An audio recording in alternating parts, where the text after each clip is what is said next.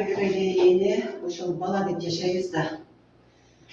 Баланын тарбиясы, балдарыбыз тартиптүү, адеттүү, кереги жараган болсо биз сыймыктанабыз. Ошо бала деп жашап жүрөбүз да. Ошол тарбия жөнүндө сүйлөшөбүз. Ержигит сен катышасыңбы? Мен катышам. Азаматсың. Кандайсыздар? Жакшы. Тарбия балуулугунун максаттары. Биринчиден эле адеттик тарбия.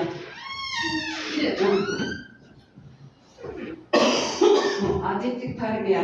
Бул ар бир атанын, эненин балага болгон адептүү болсо, өзүбүзгө адептүү болсо, акылдуу болсо, бизге сүйүнч алып келген болсо, биз сүйүнөбүз. Ошол адеттик тарбия жөнүндө сүйлөшөлү.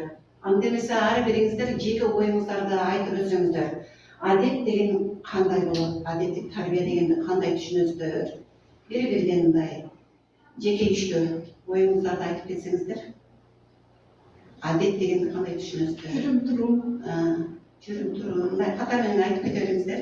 Бир-бир сөздө. Айшеже. Жүрүм турумуна, баскан турганына. Айкыз. Жүрүм туруму, баскан турганы, мектепке келгенде өзүнүн эрежесин сактоону, эжекенин сөзүн укканды. Гүлзат. Şu жүрүм туруму, şu акыл эсинин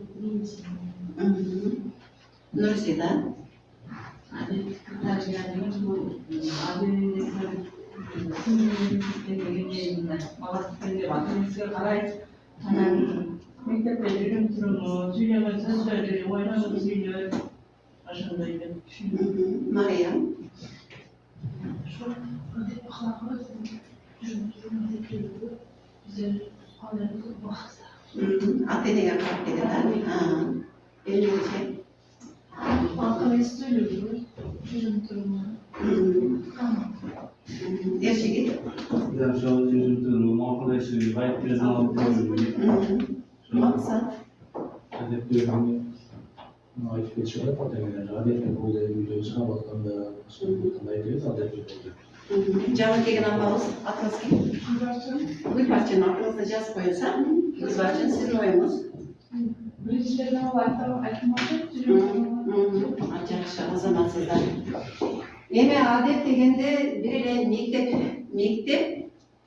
мектеп менен чектелбестен, адетти биз кайерден баштайбыз? Үйдөн баштайбыз. Дасторкон четинде жүрүм турум адеби, тамактануу адеби, адеттин түрлөрү көп. Баскан турганыбыз, жүргөндөрүбүз баардыгы ошол эмеге адетке кирет экен. Акыл эс тарбиясы. Акыл эс тарбиясы дегенге эми ой жүгүртүп көрүңүздөрчү. Онлайн сөзүн, үйдө кандай Үйдөгү ата-эненин жүрүм турумуну бала мектепке алып келип, коомчулукка көрсөтөт да. Бала үйдөн эмнени көрсө, мындай жакшы сөздөрдү айтабыз. Анан эстетикалык тарбияга кандай иш жумшайсыздар?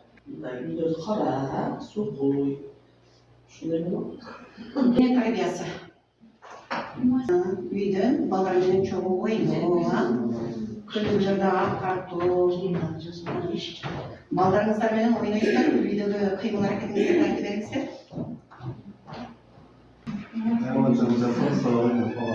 Bir haftada bir жолу же 2 күндө bir жолу же Күндө баада боям бага. максат. Ойлойсузбу балдар? Ошолорду мындай элестетип айтсаңыз, мындай секирип жеп ойнойм, мен 10 жолу секирем, балам 5 жолу секирет дегендей мындай турмушта кадимкидей болгон нерселерди айтып бериңиздер. Ойношот. Кошулуп ойногон ата-эне азыраак да. Ойношубуз керек да. Бала менен бала болуп кошулуп ойношубуз керек. Кышында жакшы, быйыл кар көп жаады дагы ойногон ата-энелер дагы ойноду. Жазында кандай оюндар ойносок болот? үйдү жыйна, гүлдү суугар деп өзүбүзгө кошуп эле баягы жардамга муктаж болуп балдарды иш менен алек кыла берген болсок, балдардын тарбиясы башка жака болуп кетет. Анан турмуш жашоо тиричиликте кичине мукуп калат. Балдар менен теңме тең чуркап, ойноп, топ ойнойбу, эле кантип ойнойбуз, кайсы оюнду ойнойбуз десек, балдар өздөрүнүн жаккан оюндарыны ата эне менен бирге ойносо, ата эне менен дос сыяктуу болот экен. Анан мына Айзелек айтып атат, тартынбайт да, кээ бирге ата энелердин тарбиясы дагы катуураак болуп калат. Кээ бирлер эми бул бизде ушундай ойлор барбы? Мен балдарым үчүн кичине эне болушум керек, мен ата болушум керек, бул мени угуш керек деп. Ошону мындай сөз менен эмес, оюн аркылуу дагы эме кылсак болот экен, түшүндүрсөк болот экен да. Ошо достук аркылуу жакында кеңири эме болушат экен. Өздөрүн эркин сезишет экен балдар. Эмгек тарбиясы. Эмгек тарбиясыны көбүрөөк колдонобуз,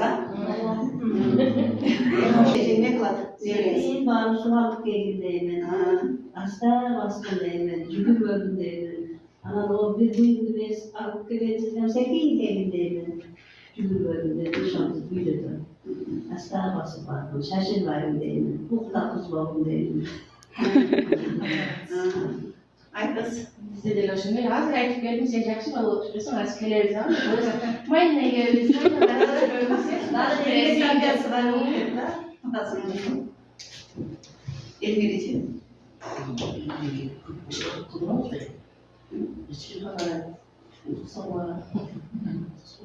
Суап көбөйтөбүз, спортчулар.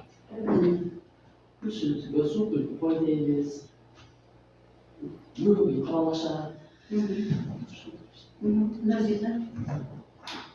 Суу алып келет, өзүм айнын иштерге.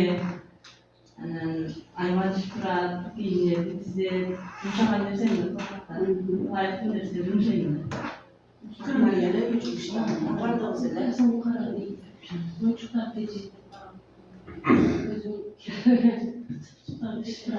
Бул нөлдө окуган кыздарыбыздар, балдарыбыздар айтыңыздар. Суу ташыйт нөл бойдун кызы. Бала угуп эмес, көрүп тарбия алат дейт. Буну кандай түшүнөсүздөр? Күзгү деп коет. Ата эне күзгү. Биз эмне кылсак ошону балдар кылайт да. Мен, например, 4 балам бар, ошолор мен бирisi атасы болот, бирisi апасы болот, ошо мен айткан сөздөрүмдү айтып ойношот да, кээде туруп эме кылам да. Кээде катуураак урушуп койсом ошолорду айтышыпчы, бир-бирин ушундай болду. Көрүшүп эле экен деп коет. Эмне үчүн энелер мектебин ачкан? Эми агай жөнүндө дагы токтолуп кетели. 97-жылы Союз таркагандан кийин мына биз 94 бүткөнбүз. Окуду бүткөн маалыбызда каалаган окусун, каалабаган окубай кое берсин деген закон чыккан да. Ошол Союз таркап кеткенден кийин Кыргызстан өз алдынча мамлекет болгондо биз 11 класста, 10 класста бүтүп 11ге көчүп атканыбызда ошондой закон чыккан. Каалаган окуй берсин, каалабаган окубай кое берсин, окубагандар үйдө отура берсин деп. Анан кээ бирги кыздарыбыз ошол жаш болсо да ошол учурда бирин серин 2 кызыбыз турмушка чыгып кеткен. 10 класста окуп аткан кыздар турмушка чыгып кеткен. Ошондо бузулганда, ошол 97-жылы Гапыр Мадаменов бул туура эмес деп ошо коомчулуктан бөлүнүп чыгып өзү окуш керек, билим алыш керек деп туруп анан кийин ушундай окуу ушунчалык эмеге учураганда баягындай көп адам окубай койгон да. Ошол окубай койгон аталардын, апалардын балдары эмне болуп атат? Окууга муктаж болуп атат. Энелердин өзүнүн билимсиздиги, билим тайгылыгынан окууга жакшы көңүл бурбай койгону үчүн агай окуучуларды эле кыйналып окута бербестен ата энелерди, энелер мектебин ачайын деп ушул агай энелер мектебин уюштургандагы анан чакырганда ушул караңгылыктан келбей кыйналып бул агайдын аркасынан пастава кылып каяктагы нерселерди баштайт. мектептеги окуучулар эле окутуп албайбы, ата-энелерди окуткандан көрө. Эми биз арамдан зорго окуучуларды жөнөтүп атсак мектепке, бул апаларды чакырып окутуп атат деп эңер атат. Ошонун залыгасы тийип келатат да азыр. Бул ачуу чындык. Апаларыбызга мына турмуштук эле сабак өтүп атканыбызда, мисалы үчүн математикадан мисал маселелерди берсек, эң жөнөкөй. 1-класстан 2-класстын маселелерине ата-энелер аткарып бере албайт. Окуучу аткарып келбейт. Класста 24 окуучу болгон болсо, ошонун 12си аткарып келет, дан 8и аткарып келбейт. Эмне үчүн аткарып келбедиң десе, кайрадан кайсыл жака кетип баратат? Ата-энеге кетип баратат. Ата-энеге кайрылабыз телефон аркылуу кайрылсак, эмне үчүн аткарбадың? Кээ биргилер мындай өздөрүнүн айыптарын мойнуна алышат, эчеге аткара албадым, чыгара албадым деп. Ошол аткара албадым, чыгара албадым деген ата-энеге дагы сүйүнөбүзчү. Бул ачыгын айтып кайрылып атат. Кээ биргилер жардам сурайт, эчеге бир катар түшүндүрүп коюп деп, анан эртеси күнү үйдө отуруп алып балдарга түшүндүрөт, дан бала теманы түшүнүп атат, маселени чыгарышты билет, мисалды чыгарышты билет дегендей да. Кээ бир апалар бар, такыр көңүл бурбайт да. Ошол көңүл бурбаган баланын балдары, ата-эненин балдарынан келип, ошол мектепте аксайт да, ошол аксаган бойдон турмуш тиричилиги дагы ошол жашоого бирге эле аксап кетет деген көйгөй бар да. Келесиздер ушул эле сөзүңүзгө улай, Апыр агайдын бир сөзү эсиме түшүп кетти. Япониялык бир кыз дейт, өзү иштеп, маянасы эң жогорку, иши дагы эң жогорку, маянанда эң көп алат экен, ушундай жакшы иште иштейт экен да. Анан баягы кыз ошол ишини таштап бир күнү педагогикалык университетке тапшырыптыр. Анан баардыгы таң калып, эмне үчүн айлыгың ушунча көп болсо, ишиң жакшы болсо, жыргына ойлошуң менен иштей бербейсиң дегенде, баягы кыз айтат экен да, мен бир жигит менен сүйлөшүп калдым дейт экен, эми экөөбүз турмуш курсак, 1-2 жылда балалуу болсом дейт, мага дейт, ошол баламды тарбиялаганга мага педагогикалык билим керек деп, ошол баланы ойлоп, ошол бала үчүн ишинен, жумушунан, акчасынан таштап, ошол педагогикалык университетке тапшырган экен да. Ошондо айтат агай, японский деп, баягы азыр бүт эле технология өнүп кеткен да. Японский деп, телевизор, телефон баардык жогу японский дейт, бирок техника өнүккөн жок дейт, ал жакта энелер өнүккөн дейт. Эне билимдүү болмоюнча мындай замандагы эме болбойт дейт, мамлекетибиз дагы өнүкпөйт дейт. Биз ошол эжеке Сиреж айткандай, 1-2 класстын келсе, мисалы иштей бербей отурсак, ал бала мындай бар нерсесине жоголуп кетет да. Ошондуктан биз ата-энелер өзүбүз үчүн көп изденип, көп иштешибиз керек экен да.